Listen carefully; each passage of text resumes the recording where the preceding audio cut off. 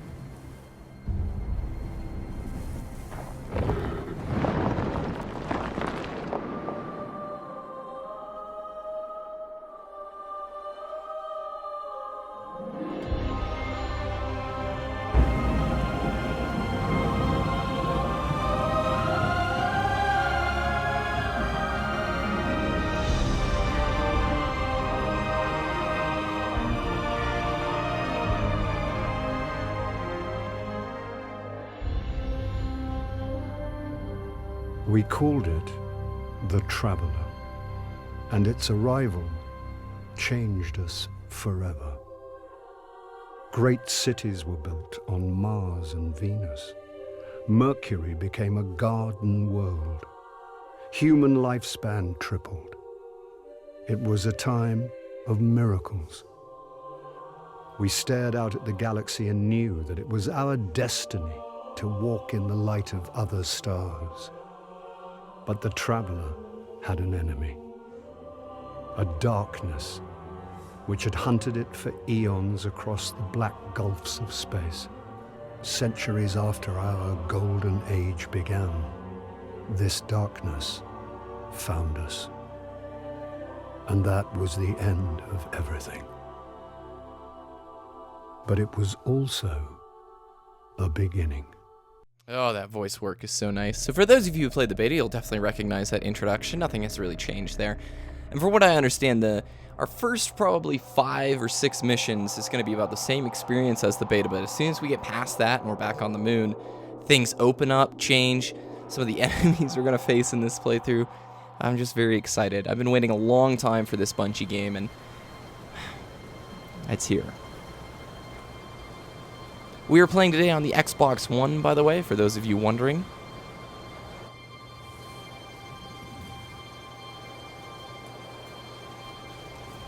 And this game is pretty. I don't know if the YouTube compression will do it justice, but it's a pretty game.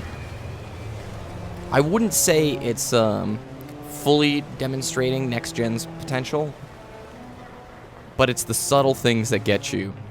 And during the beta, I really had no frame rate drops.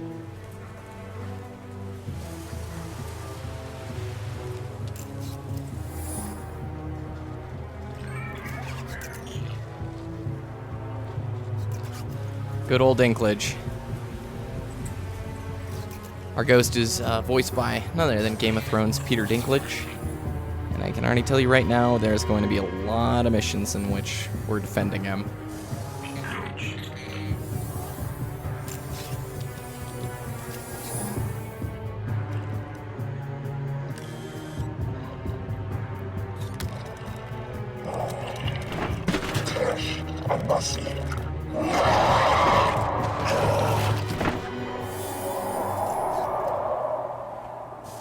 We got some Fallen chasing after us so far. Is it possible?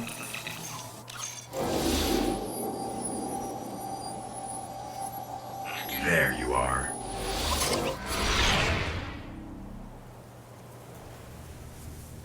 And here's where I'm very interested in how the story goes, because the way we're found and the voiceover we're given is unique. It worked. You're alive. You don't know how long I've been looking for you.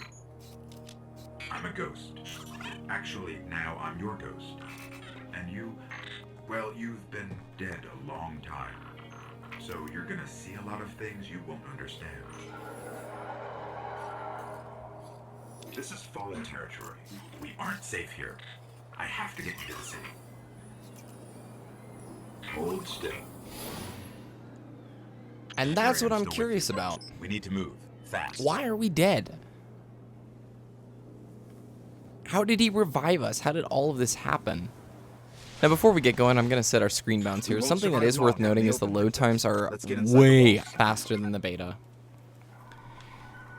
So first thing we're going to do is come over here and go to our screen bounds. I was playing on an absolutely massive monitor this morning, so I'm going to fix this so it's a little bit better for YouTube. And then if we have subtitles enabled, we should be good to go. Oh, we definitely want to switch our settings to something that reminds us of Halo.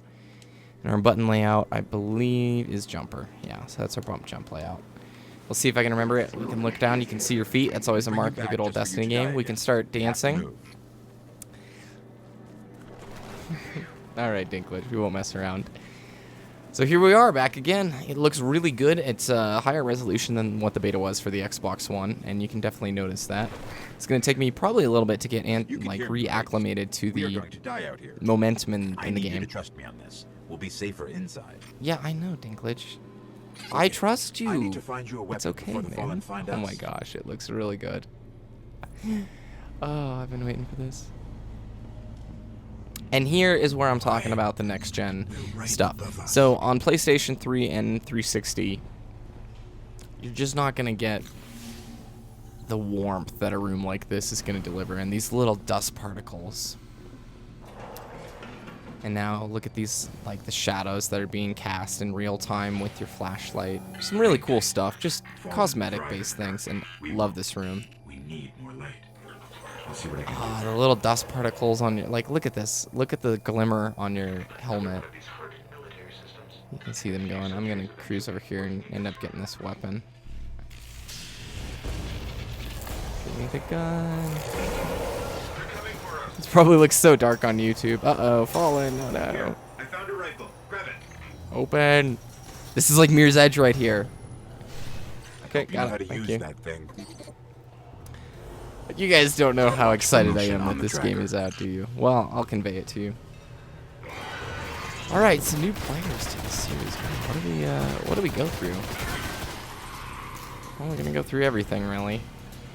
I do want to note that once you get to level 20, that's really where the emphasis of this game came in. I was watching a lot of streamers earlier who did the 14-hour, you know, started at midnight. Where are you, buddy? Thank you. Who did the 14-hour like stream marathon session. And then as soon as they beat all the story missions, players were like, well, what a ripoff is this game? Oh, I do need to adjust the sensitivity. I really wish my beta settings would have carried over, to be honest with you. Notice that there is headshot damage multipliers in this game, so it's worthwhile to go for the headshots, something that I really like. So yes, there's a sprint mechanic. Loot cache. you Let's see have what's different inside. weapons that you can choose. Here we're going to be able to open a chest in sort of a Borderlands-esque fashion. Gives us a shotgun that we can equip. When we come back down here, it's already equipped. Trip If we mines. want to switch to that Don't shotgun, we touch just them. hit Y. So fairly standard stuff. No, we won't have glitch, don't worry. I think they don't kill you if you actually touch them. You'll see our little experience bar at the bottom. Now, while the shotguns are good, I'm probably going to end up using a sniper in this playthrough. Depends on what we unlock and what loot drops for us. A lot of things are going to come down to what drops. Now, the class I just decided to play was... where is this guy? It's on our radar. The class I decided to play is the Warlock. And the Warlock is not the tanky class, but it's certainly not as squishy as the Hunter. I think the Hunter has the coolest looking super in the game, Blade Dancer, in which they pull a knife out and get to do all sorts of pretty cool stuff. But the Warlock gets to throw AoE bombs. We're a caster. If you're familiar with other MMOs, consider the Warlock sort of your mage, if you would, your space wizard. You got a lot of abilities that do a heck of a lot of damage, but you're also not... You're a glass cannon, in a sense. You don't have the armor that a Titan does, and you also don't have the agility that a Hunter does. So you really need to use your abilities carefully. Okay. Actually, I'm kind of happy with the sensitivity. I will note, if you've played a Halo game before, the movement will feel right at home to you because they have a momentum to it. And there's something I can't really describe to you guys, and it's that weight that your character seems to have. In playing Destiny, I noticed, especially in the beta, the longer I played, the more adept I got at actually using that momentum to my advantage. Let's hope there's something left out there. Just beautiful. Look at this. I remember Gold Glove's stream crashed here when I was watching his beta stuff. This was an old cosmodrome. All right, so here we are at the Divide. Just beautiful. Incoming. So if you guys want my real 2 cents, though, about the first, basically, the surface. oh, that's pretty. The first 6 missions of the game being exactly like the beta, I don't like that. It worries me, and we're gonna see how things carry on further as we get. Oh, I don't have grenades unlocked yet. I just threw a grenade. I didn't. He probably looks so derpy. Why don't you stop shooting? Having the first about 6 missions being the exact same as the beta, I think that's a dangerous move by Bungie because you're going to have a lot of players who are kind of sore for the first 3 hours of their Destiny experience. It looks like level scaling is almost identical, as Diddy pointed out in this week's show, to what it was in the beta, which is fairly quick. I do know once we hit level 18, scaling goes out the roof. I know 19 to 20 takes a long time. And then 20 to 27 is all through gear, and you get the gear by doing rep, strikes, bounties, a whole different host of reasons. So don't think that level 20 is the end point. No, that really is the beginning of the game for us. So I'm looking forward to getting some more info on the story. And there's our little skanks, as I like to call them. Those enemies become really helpful in boss fights because they drop ammo.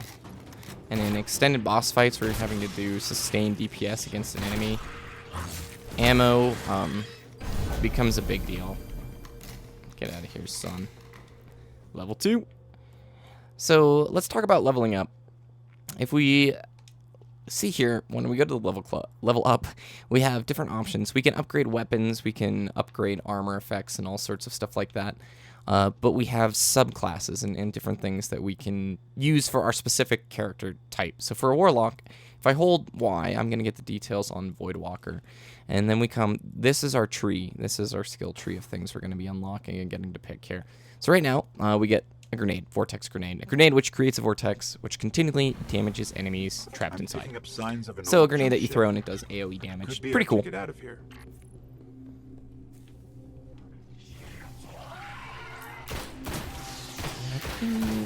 Fairly the same from the beta. I will say this. The damage of the weapons are a little bit different. Even though I'm using this basic weapon, it feels a little bit different. Right. So there is a little bit of a cooldown. I hope I don't die here. Oh my gosh. I would lose so many viewers if I did right now. Thank goodness. Thank goodness. Go away. That would have been terrible. I would have probably, like, restarted this entire thing. There's a ship. Probably not. Clear him out. Let's face it, that would have been embarrassing. There's our ship. That's what we want. There's our big boy. So a rule of thumb that you can learn from any MMO is focus the ads down first. And what are ads? Ads are the spawns, the trash mobs, things that are not... Oh, get out of here. Thought that was a nade. Anything that's not the boss mob. So we want to kill the little guys first, always. That's our basic rule of thumb from any MMO will teach you. I've been coming off a summer of playing about 3 months of very consistent WoW, raiding a lot in WoW. And I play Mage, which is a DPS class in WoW. And if you are a DPSer and you don't focus down the ads, the trash mobs, instead of like the bosses, you get yelled at.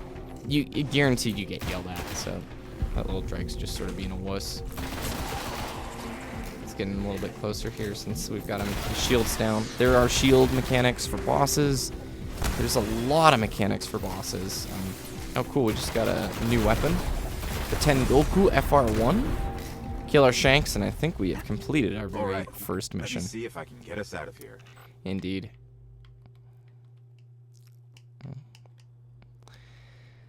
Let's get out of here, Dinklage. Let's get to the tower so I can take my screenshot for Destiny the show. Hasn't made a jump in centuries. We're lucky the Fallen haven't completely picked it clean. Will it fly? I can make it work.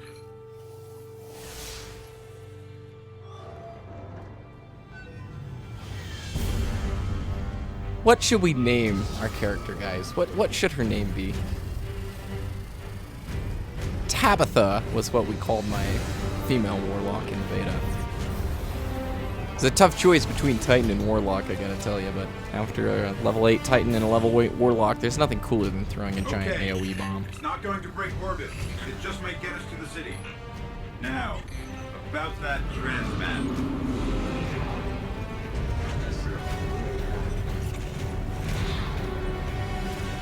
Uh-oh. Here's a big boy. Bloop. And with that, guys, that's our introduction to Destiny. I'm looking forward to playing through the story. We don't have a ton of missions, so don't fret. This shouldn't be too long of a series. And who is that? It's going to be so hard to act like I've never seen this before since I played all of it in the beta a couple of times. Well, thank you guys for watching. I'm going to see you in the next mission. I'm going to show you the tower introduction, but for the most part, I'm going to be cutting out anything that's fluff, anything that you don't need to see. I'm really focused on just the mission content. Did we get a ship? Yes, we did just get our ship. So, all right, everybody, thank you for watching. I will see you in the next episode.